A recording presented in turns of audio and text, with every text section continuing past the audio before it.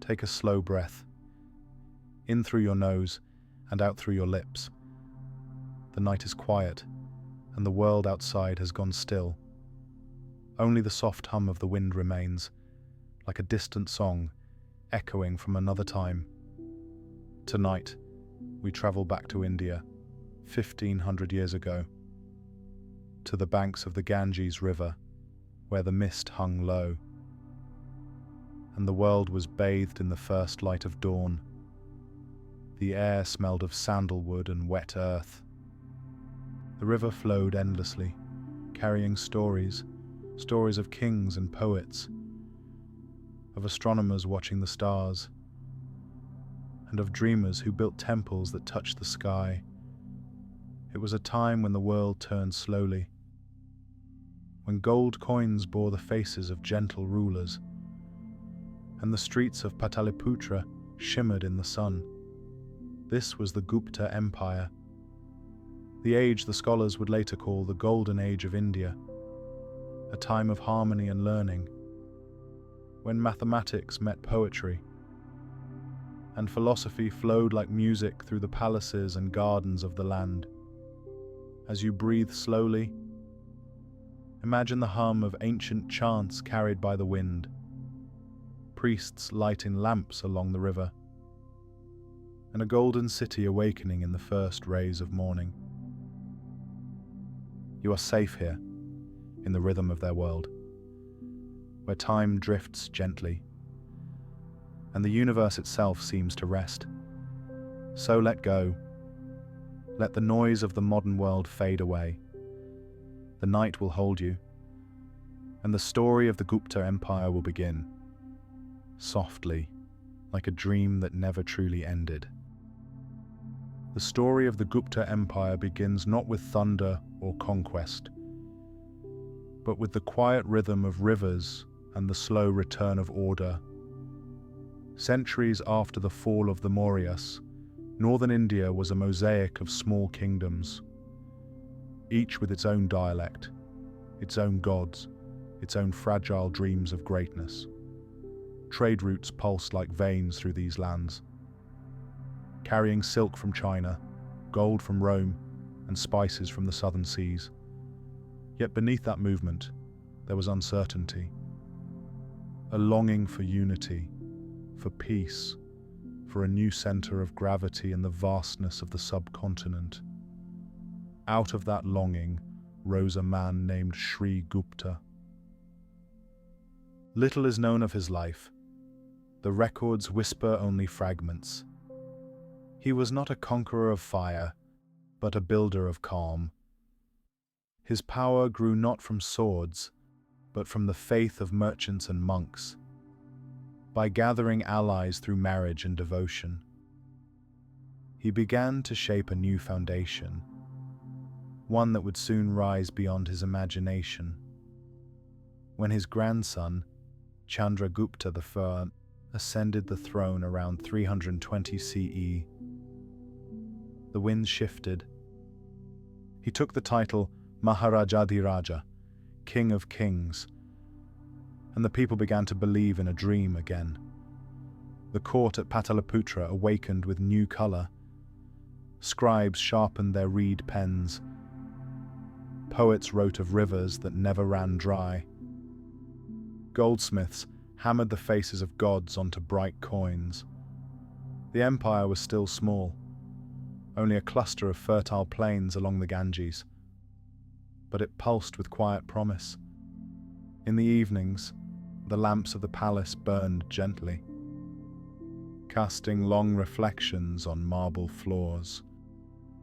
Chandragupta's queen, Kumaradevi of the Lichavi clan, was not only his consort, but his symbol, her lineage connecting the new Gupta blood to the noble families of the East. Together, they became the first image of balance, strength and grace entwined beneath the slow-turning stars. Beyond the walls of the city, the countryside whispered of renewal. Temples rose from clay foundations, village wells filled with clean water again.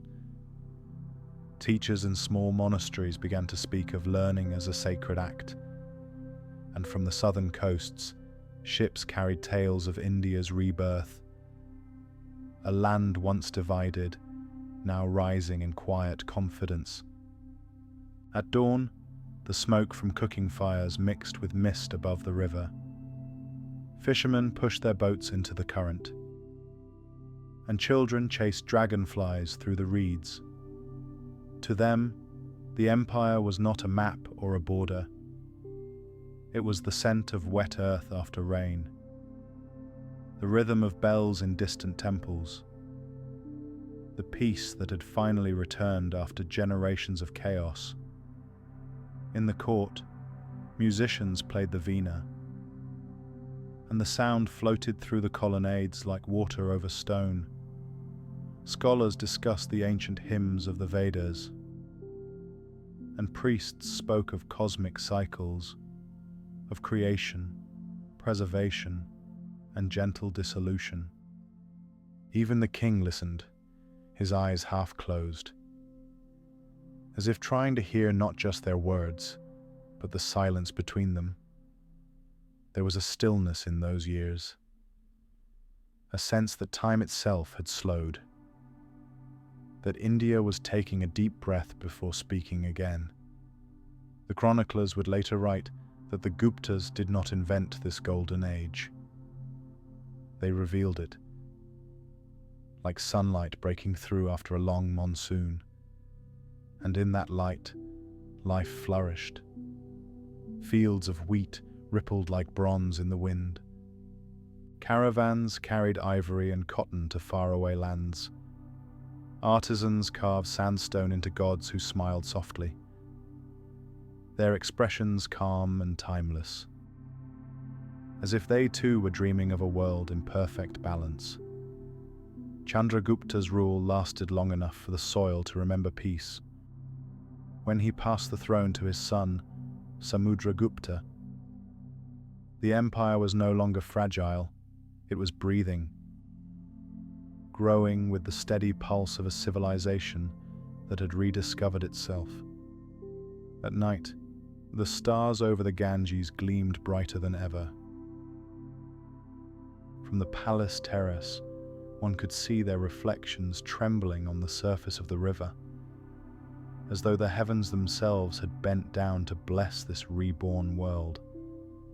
And as the wind carried the scent of jasmine through the open courtyards, a new age began, not of conquest, but of clarity. The Golden Kingdom had awoken, and its first dawn shimmered softly, like a dream rising from the deep silence of centuries. The story of Samudragupta begins not with a battle cry, but with the sound of a veena string trembling in the morning air. They called him the Poet King, a ruler whose sword and song moved with the same rhythm.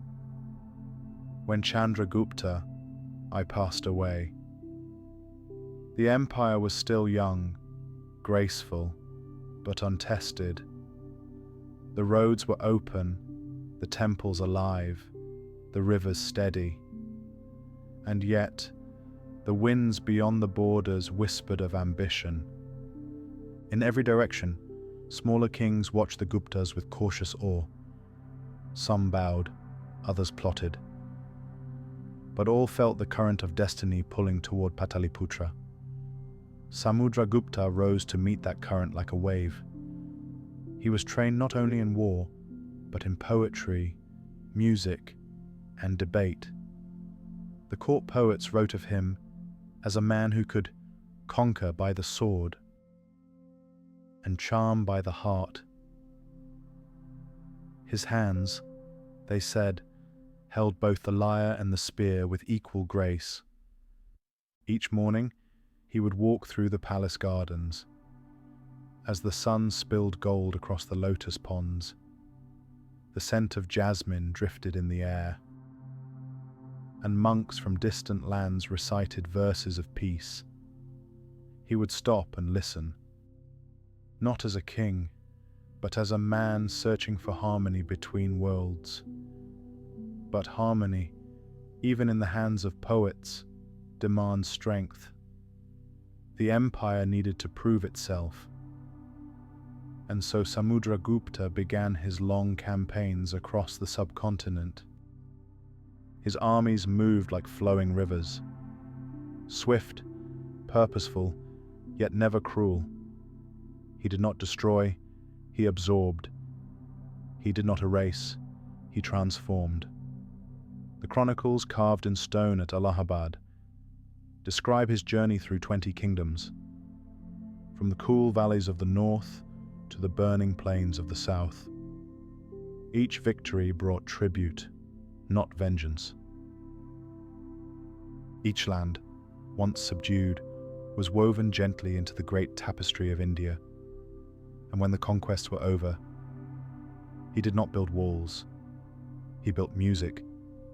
Back in Pataliputra, the poet king gathered scholars, dancers, and sculptors. The court pulsed with melody. The Veena's song intertwined with the murmur of the Ganges outside. Philosophers spoke of dharma and karma, of the invisible harmony that binds all things. Samudragupta listened, his face calm, his eyes distant, as though he could see centuries ahead. He minted gold coins showing himself playing the veena. A ruler immortalized not in armor, but in music. It was a statement to the world. That power, when guided by wisdom, could be gentle. Travelers came from distant lands to witness his court. From Persia, Greece, and Sri Lanka they came, bearing gifts, scrolls, and silks. They left speaking of an India renewed, a kingdom where poetry had become policy, and where even conquest carried the fragrance of compassion. Under his reign, roads stretched farther than before. The empire breathed in rhythm with the monsoon winds. Traders spoke of a time when gold was plentiful, when art flourished, and when temples rose in delicate spirals toward the sun. But beneath that beauty lay a quiet truth. Samudragupta's ambition had not been for power alone. It was for legacy.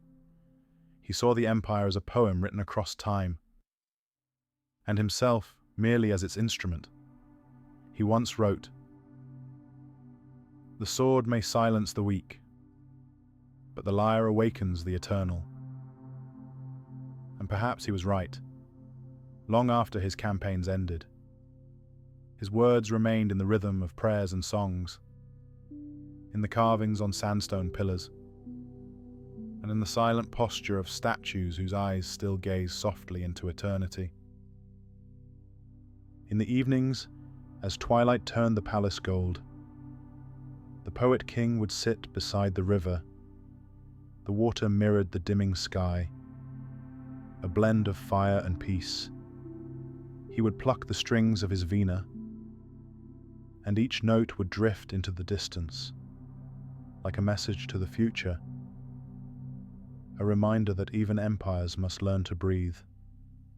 When Samudragupta grew old, his reign had already written its music upon the land, from the foothills of the Himalayas to the shores of the southern seas. His influence lingered like a fragrance in the wind. He had proven that power could flow with grace, that empire could coexist with art, and that beauty, not fear, could bind a civilization. As the night deepened, the palace lamps flickered against the marble walls. Somewhere in the distance, a single veena string hummed softly, echoing across the quiet empire he had built. And for a moment, it seemed that the entire world breathed in unison, a vast, golden silence stretching from earth to sky. The empire had grown wide beneath Samudragupta's hand, and when his son, Chandragupta II, known as Vikramaditya, ascended the throne. The Gupta world reached its brightest dawn. The air itself seemed filled with harmony. Temples rang with bells, scholars debated under banyan trees, and the scent of sandalwood rose from every courtyard. In the streets of Pataliputra, merchants spoke in many tongues. Ships arrived from Sri Lanka, Java, and the distant Red Sea ports. Silk, spices, ivory, and gemstones moved through open markets. But so too did words, verses, scriptures, and ideas. Trade had become the bloodstream of philosophy. This was an age when knowledge became worship, when art and science shared the same breath. From Ujjain to Nalanda, monasteries flourished like stars scattered across the land. Students from faraway kingdoms journeyed barefoot for months, just to hear the teachings of Gupta sages. They learned medicine from the Sushruta Samhita, mathematics that measured infinity, and astronomy that could trace the rhythm of the planets. And within that brilliance, one voice rose higher than the rest, the voice of Kalidasa, the poet whose words would echo long after the empire itself faded into dust. No one knows where Kalidasa was born. Some say a humble shepherd, others say a court scholar, but his gift was undeniable. He could weave rain and moonlight into sentences, and turn silence itself into meaning. His poems, written in soft Sanskrit, carried the fragrance of the forest and the pulse of the human soul. In his masterpiece, Shakuntala, a king forgets his beloved because of a curse, only to rediscover her years later in the sanctity of nature. The story was not just about love, it was about memory, and the way time folds gently upon itself, like ripples returning to the river's source. Kalidasa's verses mirrored the world of the Guptas, a civilization both strong and delicate, earthly and divine. He described mountains where the clouds pause to rest, and rivers that remember every tear and every star. His words taught a generation to see the sacred in the ordinary, to feel eternity in the passing of a single moment. Vikramaditya recognized this power. He gathered around him 9 gems, 9 brilliant minds whose knowledge shaped the empire's heart. Among them were astronomers, mathematicians, and philosophers, men who looked not for gold, but for truth. Together, they formed a constellation of intellect, a council where science and poetry were twin lights guiding a single path. At night, their discussions drifted through the palace like incense smoke. They spoke of zero, of the void that gives form to number. They charted eclipses and predicted monsoons. They debated whether the universe had a center, or whether it simply unfolded in endless rhythm, a cosmic breath, in and out, like the tides of thought itself. And through it all, Kalidasa listened quietly. When others argued with equations, he answered with images. The sky, he wrote, is not infinite because it is vast, but because it welcomes every flight. Under the Guptas, knowledge was no longer confined to temples. It flowed into life, in the songs of travelers, in the architecture of shrines, in the paintings that bloomed on palace walls like eternal dawn. Mathematics guided art, and art, in turn, gave mathematics its soul. Even the humblest craftsman felt part of something grand. A potter molding clay whispered mantras of creation. A A sculptor carving stone believed he was freeing the divine hidden within. Learning had become an act of devotion, not to power, but to harmony. It was said that when the king walked through the university halls, students would rise, bow, and return to silence, not out of fear, but reverence. For in this empire, to think was to serve the divine, and yet, even amid such brilliance, there was a quiet melancholy, a sense that perfection, like a lotus, blooms only for a time. Kalidasa himself seemed to know it. In one of his final poems, he wrote, "The dawn will always return, but never with the same light." He had glimpsed the truth that every age must fade, that every golden glow eventually deepens into twilight. Still, under the rule of Vikramaditya, the Gupta Empire stood as a reflection of cosmic order. Each temple a galaxy, each verse a star. The rhythm of life and learning moved as one, gentle as the monsoon, endless as the sea. And when the night came, and the lamps along the river were lit one by one, their light shimmered across the water like floating constellations. It was as if the heavens themselves had bent down to read the poetry of men. When the age of learning blossomed into its full beauty, the Guptas turned their eyes from books to stone. Knowledge had filled the mind. Now it sought a body. The poets had spoken of eternity. The architects would give it form. Across the empire, from the plains of the Ganges to the forests of central India, chisels began to ring against the quiet earth. The sound was steady, rhythmic, as though the land itself was breathing again after centuries of silence. The Guptas did not build to dominate, they built to remember. Each temple was a meditation, a pause in time where the divine could dwell among men. The earliest shrines were small, made of soft sandstone that glowed honey gold under the morning sun. They rose like gentle waves, their curves tracing the flow of wind and water. Inside, the air was cool and still. A single lamp flickered before a stone deity, not as an idol of fear, but as a mirror of the human spirit seeking its reflection in the cosmos. These were the first whispers of an architectural language that would shape India for 1,000 years.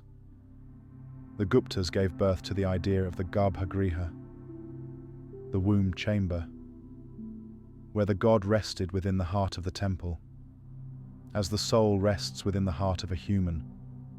Above it rose the Shikhara, the tower that reached toward heaven, its peak curving like a flame frozen in devotion. It was not merely structure, it was prayer turned to geometry. One can imagine the architects, barefoot in the dust, faces lit by the dawn, drawing circles in the sand, tracing the proportions of harmony. They measured not in numbers, but in rhythms, the length of a breath, the curve of a palm, the interval between heartbeat and silence. Each temple began as a hum, a murmur of sacred syllables, a soft brush of chisel against stone. From that stillness rose wonders like Deogar, the temple of Vishnu that still stands, its walls adorned with stories carved as if by wind. Here, Vishnu reclines on the cosmic serpent, the universe swirling from his dream. Around him, gods, demons, and men flow together in an eternal dance.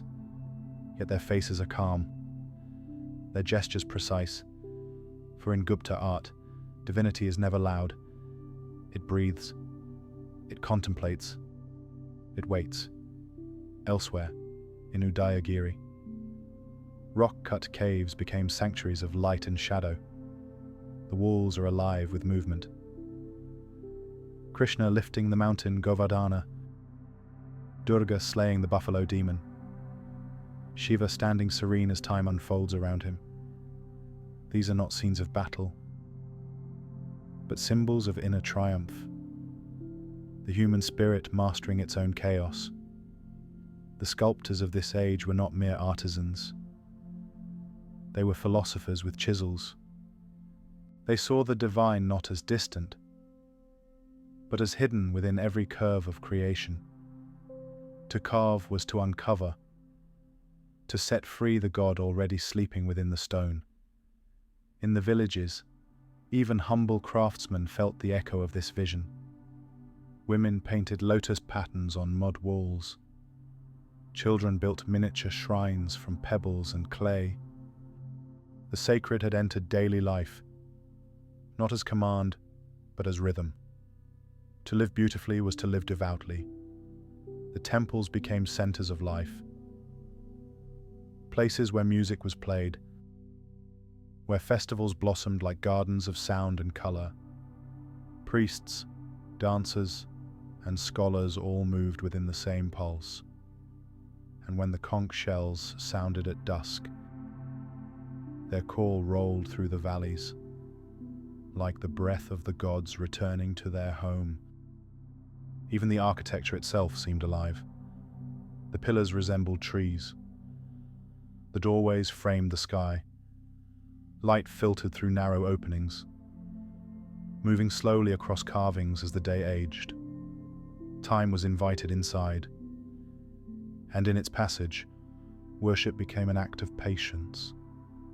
Every temple carried a promise that beauty was eternal, that wisdom could be touched, that stone could remember the heartbeat of those who dreamed it. And centuries later, when travelers came to these ruins, half buried in dust, they would still feel the calm of that promise. Even in decay, the symmetry remained unbroken. Even in silence, the music lingered. The Guptas had given India something more than empire. They had given it a shape for its soul, a geometry of faith that would outlast kings, dynasties, and storms. As twilight fell upon those sacred stones, and the last echo of hammer and chant faded into dusk, one could almost hear the architects whisper, not to each other, but to the future. We built not for time, but for stillness, not for glory, but for peace. And under the gathering night, the temples glowed faintly, like embers of thought left burning in the dark, eternal, unhurried, awake. The temples of stone stood silent under the wide Indian sky. But above their carved towers, another empire unfolded. An empire without borders, without armies, built not of granite or gold, but of thought. It was the empire of the mind. By the 5th century, the Gupta world had reached a serenity that few civilizations ever know. Peace had settled like morning mist over the plains. And within that stillness, minds began to wander upward, toward the stars, the numbers, and the pulse of the invisible. In the monasteries of Nalanda and Ujjain, men and women gathered with manuscripts pressed between palms. There was no shouting, no rivalry, only questions. They spoke softly of medicine and motion, of time and distance, of the weight of air and the geometry of light. There, in the quiet cells where oil lamps burned low, the foundations of science were whispered into being. The Guptas believed that truth was not something to be conquered, but something to be listened to.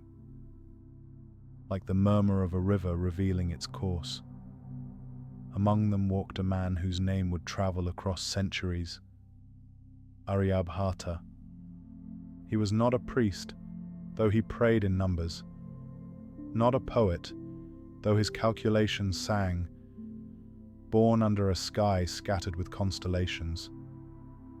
He looked up and saw patterns others missed, a harmony between movement and silence. Aryabhata measured the Earth's circumference. Without leaving India, he calculated the length of a year to within minutes of modern precision. He spoke of the Earth as round, not a flat disk, but a sphere turning gently through space. He explained eclipses not as divine punishment, but as the natural dance of shadow and light. Truth, he wrote, is not in the heavens alone, but in the rhythm between breath and number. He introduced the concept of zero, shunya, the void that holds everything. It was more than a number, it was a philosophy. In nothingness lay creation. In silence, the echo of all sound. It was the same truth the sages had sung in the Vedas, that the universe began not with form, but with emptiness that dreamed of itself. The mathematicians who followed him refined these ideas like gold in a flame. They learned to write numbers not as words, but as symbols, a code of 10 digits that would one day shape the world. In the quiet rooms of Ujjain, the decimal system was born, so simple, so graceful, that it carried the heartbeat of logic itself. Outside, the stars wheeled over the temple towers. Astronomers traced their movement with bamboo instruments and polished copper circles. They charted the moon's shifting light, the paths of Jupiter and Saturn, the arc of the sun through seasons. Their charts were not for sailors or soldiers, but for poets of the cosmos, men who wished to understand the breath of time. Medicine, too, flourished under their calm gaze. Physicians studied the body as carefully as the priests studied the soul. They spoke of prakriti, the balance of nature within flesh. Illness was not punishment, but imbalance. Cures were found in herbs, oils, and the subtle rhythm of diet, each chosen to bring harmony back to the body's music. They practiced surgery with instruments of bronze and understanding. They cleaned wounds with honey, used heat to seal veins, and even described the stitching of skin. What they sought was not immortality, but balance, the same law that guided stars, rivers, and hearts. In this empire, science and faith were not enemies. They were two sides of the same breath. Reason inhaled, wonder exhaled. Every discovery was a prayer, every calculation a hymn. At twilight, scholars stepped out from the monasteries to watch the evening star tremble above the horizon. They bowed their heads, not in worship of the light, but in gratitude for understanding it. The Guptas had created something rare, a civilization where the mind was free to dream without fear. Knowledge was not hoarded, it was shared. Scrolls moved from one monastery to another, carried by travelers who saw learning as sacred cargo. The roads of India became rivers of ideas, flowing outward to China, Arabia, and beyond. Centuries later, those numbers, the decimals, the zero, the equations of Aryabhata, would travel westward, carried in the manuscripts that crossed deserts and seas, until they reached distant lands and built new worlds of thought. But in their origin, they belonged to this quiet empire, to the nights when scholars sat by dim lamps, listening to the hum of the universe and calling it mathematics. They did not know they were shaping the future. They only knew that truth was beautiful. And as the last light faded from the Ganges, and the stars came out one by one, a monk might have whispered to his pupil, "Do not chase the stars. Sit still, and you will see they move within you." In that stillness, India dreamed, not of conquest, but of comprehension. The temples stood silent. The rivers flowed steady. And somewhere in the vast dark sky, the zero turned. Perfect, eternal, infinite. The rivers of India had always flowed toward the sea, but under the Guptas, they carried more than water. They carried stories, gold, silk, and the fragrance of distant worlds. The empire had reached a peace so steady that even the wind seemed to travel with purpose. From the ports of Tamralipti and Paruk, ships set sail on the whispering tides, their hulls heavy with pepper, sandalwood, and ivory. The sailors raised their palms to the sun, reciting verses for safe passage, and the sails filled with monsoon winds that had known these routes for centuries. The Gupta Empire became a quiet heart in a network that pulsed across the ancient world, a web of connection stretching from the Roman Levant to the jade markets of China. Merchants from Persia and Alexandria stepped onto Indian soil wearing robes bright as flame. They marveled at the markets of Ujjain, where spices lay in pyramids of color, saffron like dawn, indigo like midnight, cinnamon coiled like scrolls of fragrance, jewels glimmered under the sun, rubies from Ceylon, lapis from Afghanistan, coral from the deep southern seas. But it was not only goods that passed between hands, it was ideas. In monasteries near the ports, Buddhist monks met Greek travelers, and the conversation drifted beyond commerce.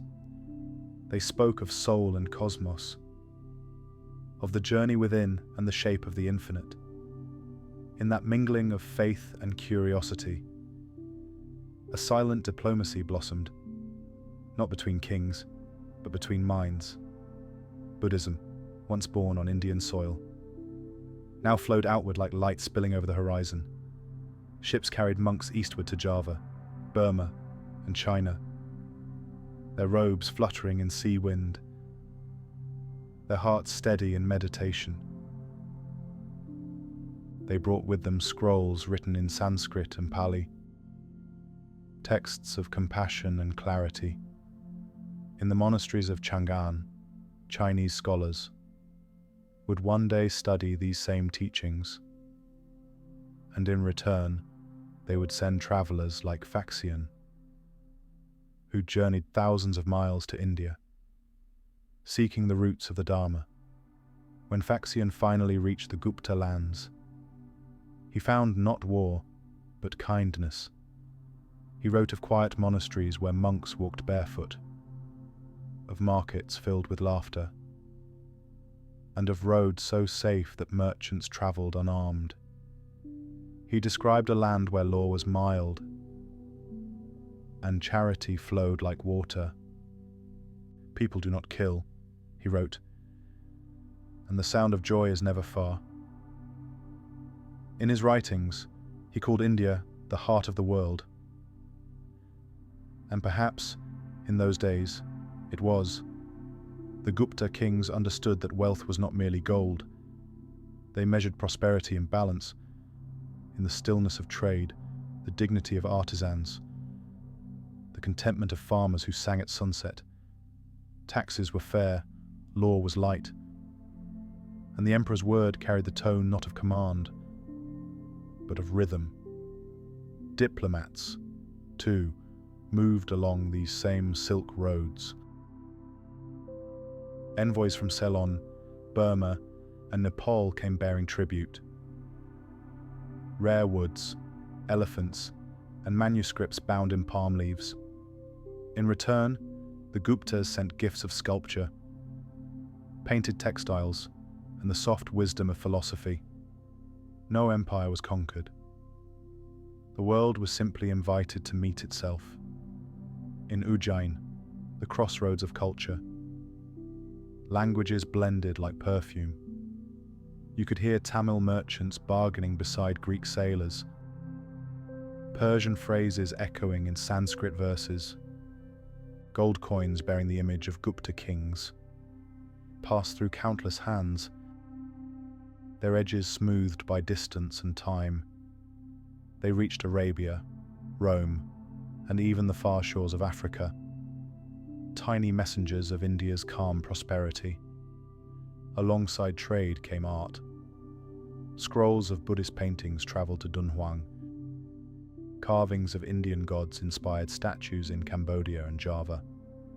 The language of devotion became universal, spoken not by words, but by the curve of a hand. The stillness of a face carved in stone. At night, in the harbour cities, lamps flickered along the docks, and the air was thick with salt and incense. Somewhere in the distance, a bell rang from a temple tower, answered by the soft clang of an anchor chain. Voices from many lands mingled under the same moon, proof that the world, for a moment, had learned to breathe in unison. For the Guptas, trade was never merely exchange. It was meditation in motion, a recognition that everything that leaves eventually returns. Gold and silk, faith and friendship, each journeyed outward, only to circle back enriched. And when the ships finally returned home, their sails glowing in the dawn, they brought more than goods. They brought stories of deserts and mountains, of cities where the stars were different, but the hearts of people were the same. Those stories flowed through India like sacred rivers, joining the Ganges and Yamuna, until all became one song, the song of the connected world. In that golden age, the Guptas had proven something eternal, that prosperity, like peace, is not born from conquest, but from understanding. And long after the merchants had gone, and the ports had fallen silent, the wind still carried the faint smell of cloves and sandalwood, and the memory of an empire that united the world without raising its voice. Every golden age carries, hidden within its light, the shadow of its ending. The Gupta Empire was no different. For centuries it had glowed like dawn over the plains of India, its rivers full, its temples alive, its poets speaking the language of peace. But no civilization, however wise, can escape the rhythm of impermanence. It began quietly, as all twilights do. The coins still shone, the harvest was still good, but the balance that had once held heaven and earth together began to tremble, not in chaos, but in silence. The long peace that had sheltered the empire had made its people gentle, content, and trusting. And while scholars charted the stars and monks wrote of eternity, storms gathered beyond the northern hills. From the edges of the empire, the Hunas came, the people the world would later call the Huns.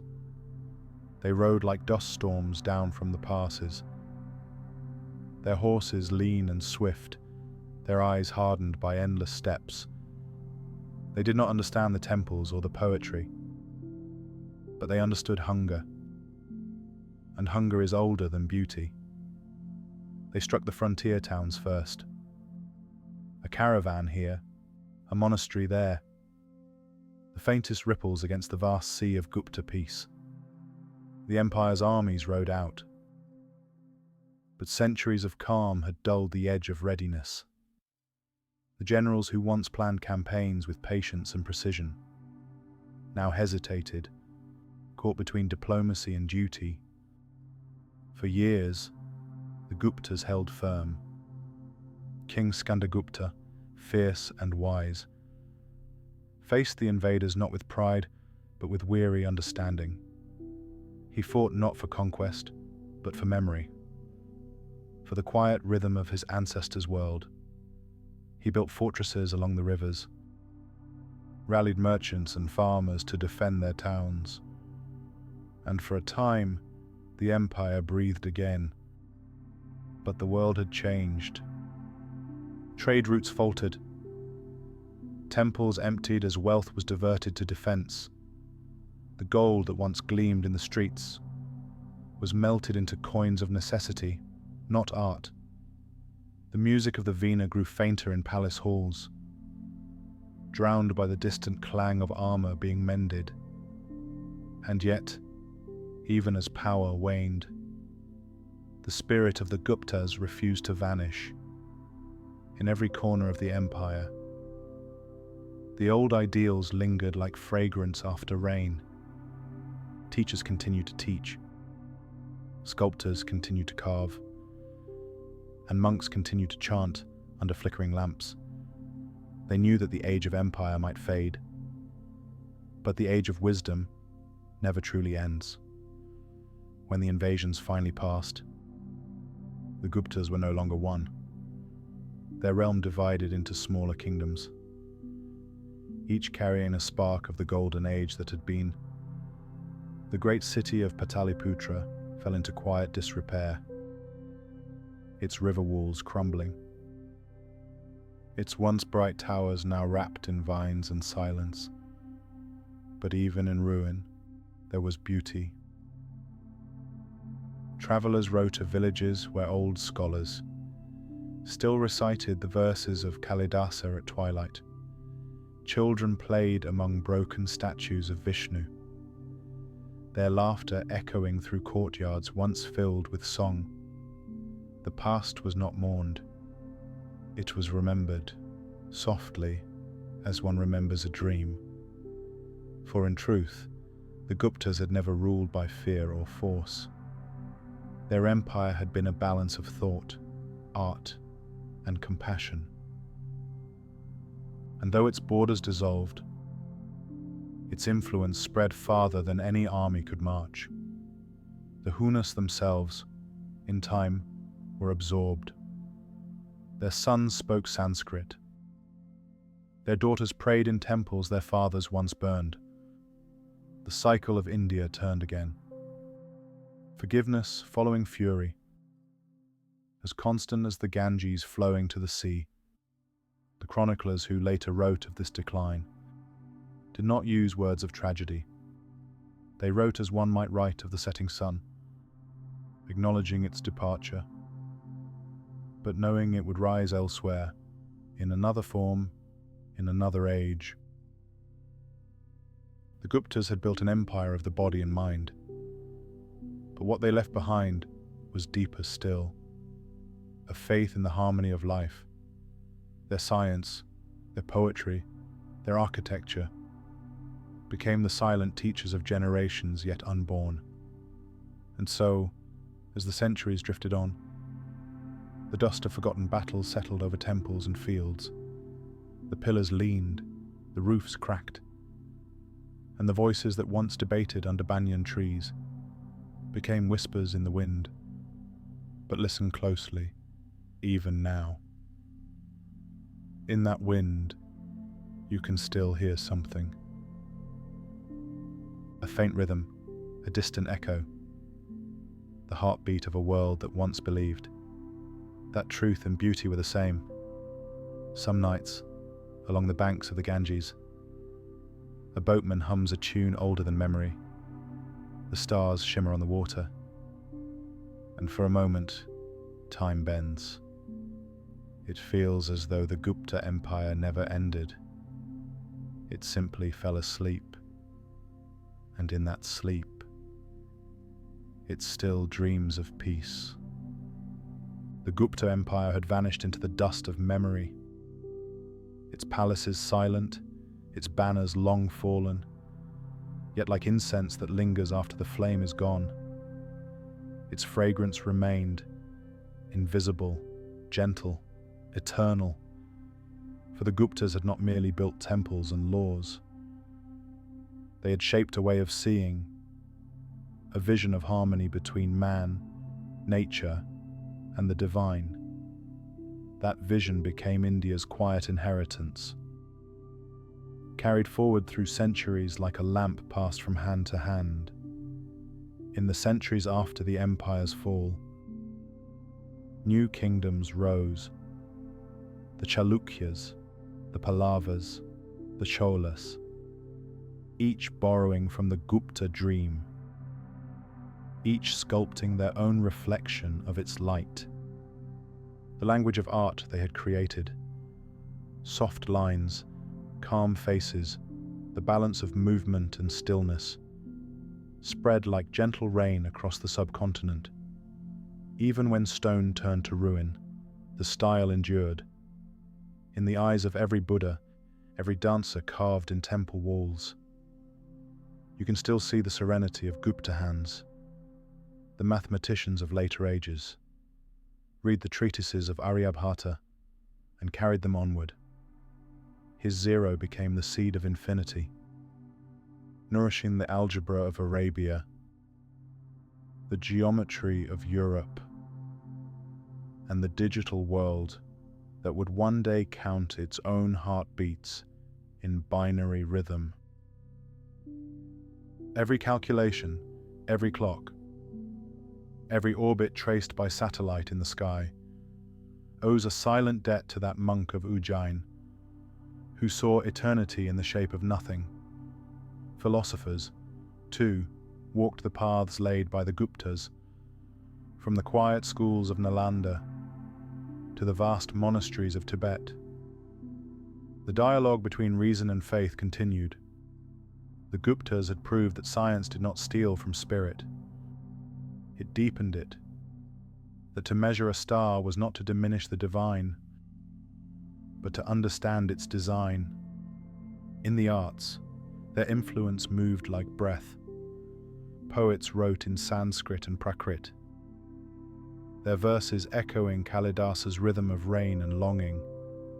Kings centuries later would call themselves Vikramaditya, in memory of that age of balance and beauty. Painters in Ajanta shaded their walls with tenderness, their brush strokes soft as twilight, each curve still whispering of the Gupta's golden grace. Even the music changed. The raga, that sacred pattern of sound, took its early form in the same monasteries, where mathematicians once counted beats of the cosmos. Music became meditation, a geometry of emotion, a way to bridge the visible and the unseen. But perhaps the truest legacy was something subtler still. The idea that civilization is not measured by conquest, but by clarity, by the ability to see the world without fear, to find truth without violence, to build beauty without arrogance. This idea sank deep into the soil of India, so deep that even when kingdoms fell and invasions came and went, the root of calm remained. It was what allowed the Indian spirit to bend but never break, to absorb change without losing essence. The Gupta dream also reached outward, to the east and west alike. Through trade and travel, its symbols and philosophies crossed the seas. Southeast Asia built temples inspired by Gupta forms. Java raised Borobudur like a stone hymn to cosmic order. Centuries later, scholars in Baghdad translated Gupta astronomy and through them, Europe learned to count and navigate the stars. The empire that once ruled with silence had become a teacher of nations. And yet, within India itself, the Gupta legacy became less a memory of rulers and more a memory of rhythm, a sense of balance that lived in the pulse of life, in the farmer's patience with the seasons, in the craftsman's devotion to his tools, in the philosopher's calm smile at the mystery of existence. The Guptas still lived. They had taught that time is not an enemy, but a teacher. That decline is not failure, but transformation. That when one age ends, another awakens, different, yet carrying the same breath of eternity. If you listen closely, you can hear their message woven into India's heart even now. In the chanting at dawn on the ghats of Varanasi, in the equations on a blackboard in Delhi, in the dance of oil lamps at Diwali, in the music that trembles between note and silence, it says, softly, the world does not end. It changes form, and truth flows on. In this way, the Guptas never truly disappeared. They became the pause between India's heartbeats, the golden silence that every new age returns to, seeking again what they once found. A world in balance, a civilization at peace with itself, and perhaps that is the final measure of greatness. Not the monuments that time can crumble, but the wisdom that time cannot erase. The empire sleeps, but its dream continues. A dream made of stars, of song, of numbers, and of the simple human wish to understand the universe and still find beauty in its silence.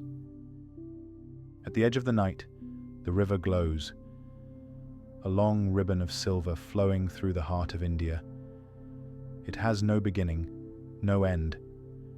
It only moves, slowly, endlessly, carrying within its depths the memories of empires and the prayers of nameless lives.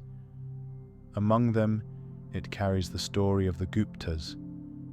Their temples may crumble, their cities may sink beneath the dust, but the river remembers. For the Ganges, Yamuna, and the Saraswati once carried their reflections, golden towers, marble steps, and the songs of poets at twilight.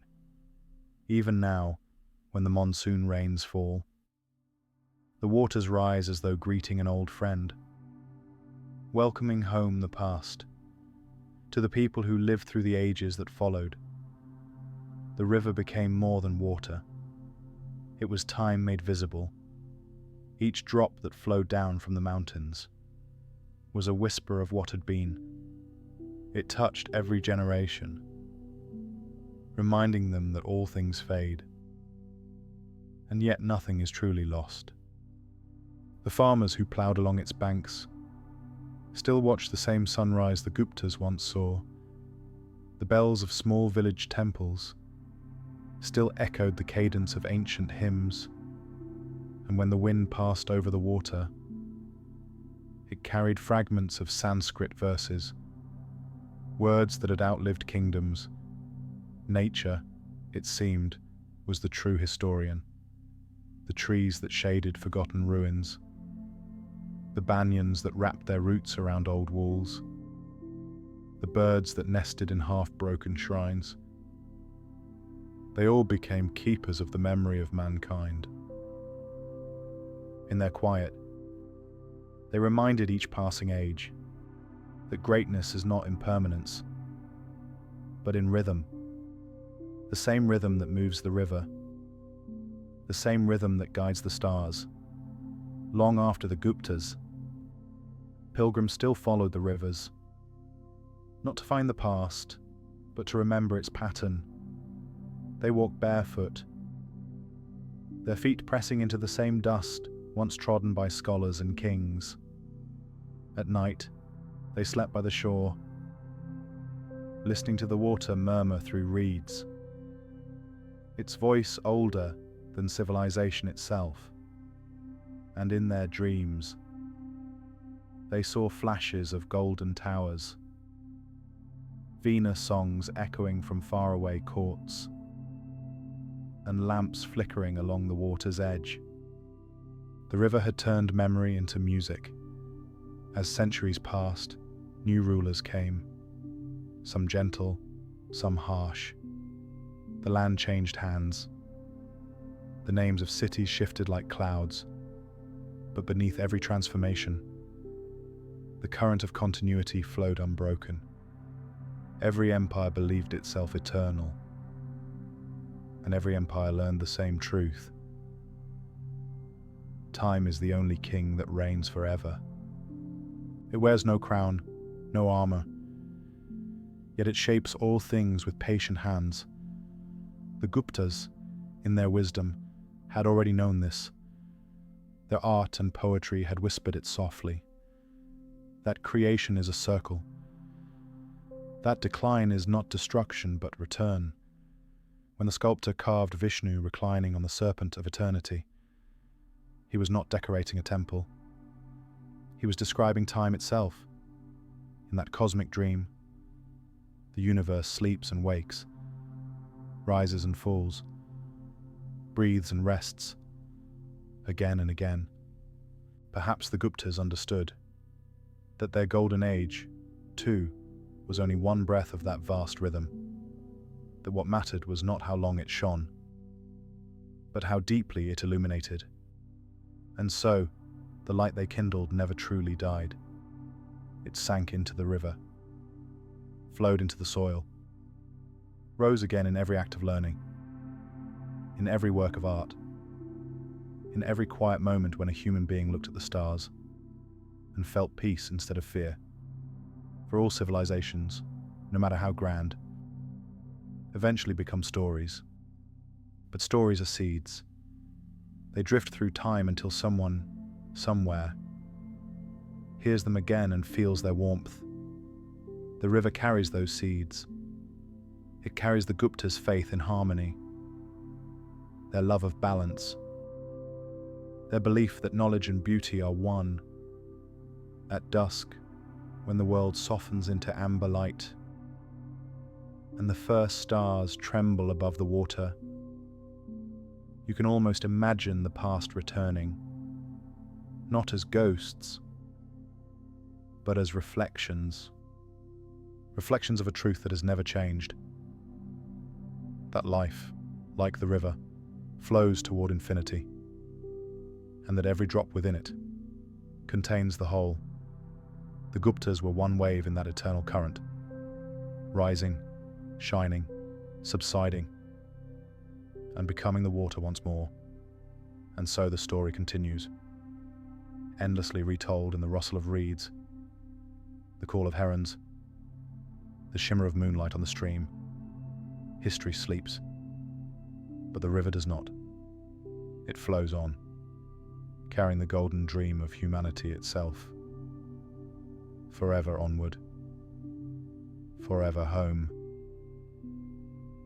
The story of the Gupta Empire fades now, like the last glow of twilight before the night takes the sky. But in that fading, there is peace, a slow unwinding, a return to silence. Close your eyes for a moment. Imagine the plains of India at dusk. The air is warm, touched by the scent of sandalwood and rain. Somewhere in the distance, a temple bell rings once, a single note, clear and soft, rising through the evening mist before vanishing into the horizon. That sound has rung for over 1,000 years. It has outlived kings and wars. And still, it carries the same message, that everything born must rest, and every ending is but another breath of the eternal. The Guptas understood this rhythm. They built their world not against time, but with it. A world that could fade beautifully. As a song fades. As a wave retreats back into the sea that made it. Their poets called it samsara, the endless turning. To them, history was not a straight road, but a wheel. And on that wheel, joy and sorrow, rise and fall, were only different shades of the same light. When we speak their names now, Chandragupta, Samudragupta, Kalidasa, Aryabhata, we are not summoning ghosts. We are listening to echoes, the echoes of those who dreamed in harmony with the stars. Their dreams shaped the mathematics that guides our satellites, the language that still graces India's prayers, the calm aesthetic that lives in its temples and paintings. But beyond all that, they left a quieter inheritance, a sense of stillness amid the motion of the world. Perhaps that is what civilization truly means. Not the walls we build, but the peace we leave behind. The Guptas left peace like a footprint in sand. And even after the tide, its outline remains. Now imagine yourself standing by the Ganges under moonlight. The water moves slowly, silver and calm. Somewhere, a small oil lamp drifts downstream, its flame trembling but unbroken. It floats past stones once carved by Gupta hands, past routes that have seen centuries, past you, and onward, toward the ocean, toward infinity. The lamp is their story, the river is time, and you, watching in silence, are the witness the ages have been waiting for. Breathe in. The air is cool. Breathe out. The noise of the present begins to dissolve. Let your thoughts drift like leaves on the current. You are floating now, gently, between past and present, between memory and dream. If you listen carefully, you might hear a voice, soft as wind through jasmine, whispering through the centuries. Do not mourn the passing of golden ages. They do not die. They sleep within you. And it's true. Every word, every melody, every number that once belonged to the Guptas has found a home in the human spirit. It lives in the way we wonder at the stars, in the way we seek order amid chaos, in the way we create beauty even in the face of impermanence. Their empire may have fallen to dust, but their dream became the dust from which new dreams are born. The night deepens. The stars hang like lanterns above the sleeping land. Crickets sing softly in the grass. And far away, a temple gong hums once more. Slow and full, the heartbeat of eternity. Let it echo inside you. Let it slow your breathing. Inhale through your nose. 2, 3, 4. Hold. And exhale gently. The rhythm of the universe is your own. There is nothing more to remember, nothing more to seek. The journey has come full circle, from light to light, from thought to peace. Now, rest. Let the golden empire fade behind your eyelids. Let its rivers become your dreams, its temples your heartbeat, its silence your shelter.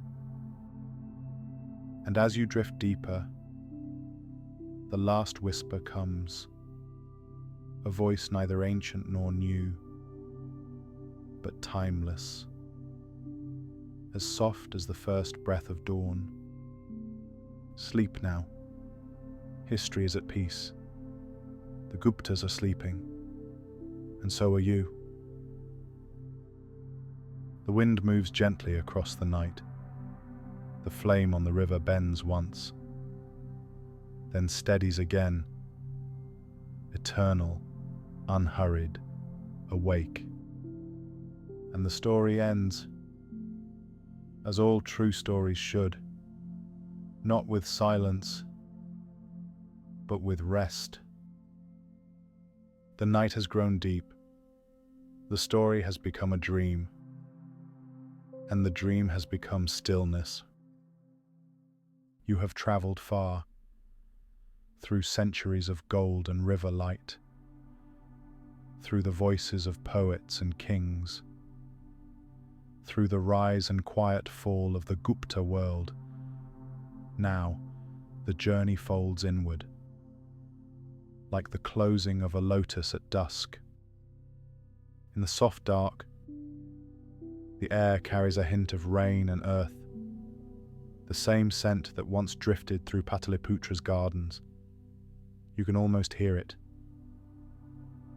The murmur of the Ganges, the distant hum of a veena in an open courtyard, the rustle of parchment as a scholar turns the last page by lamplight.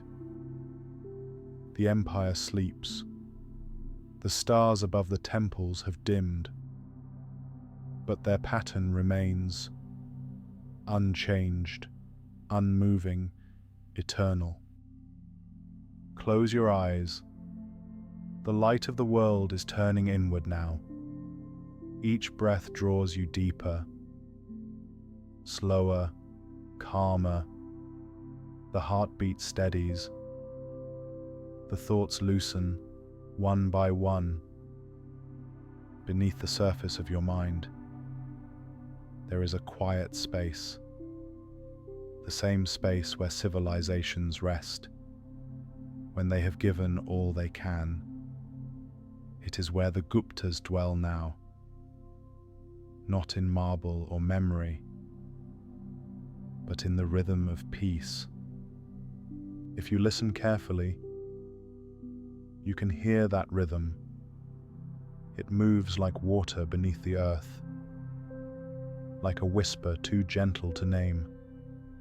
It says only this: all things return, all light becomes dawn again. And so it is. The Guptas have not vanished. They have become part of the great continuity, the vast music of time. Their wisdom breathes in every act of balance. Their poetry lingers in every kind word. Their science hums in the spinning of the earth. The story is not over. It never was. It has simply reached the moment where words can rest. Let go now. Let the centuries dissolve into quiet light. The river flows onward, carrying temples, songs, and memories into the ocean of forever.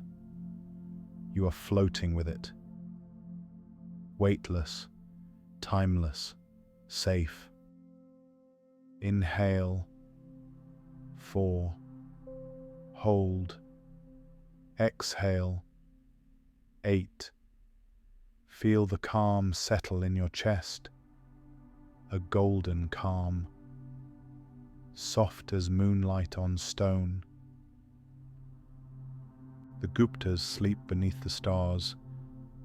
The night watches over them, and somewhere in that same infinite hush, you too are watched, held by the same stillness that guarded empires, that guards all dreams. Now rest. Let the story fade completely. The last sound is the wind over water, and the quiet voice of history itself. You are home.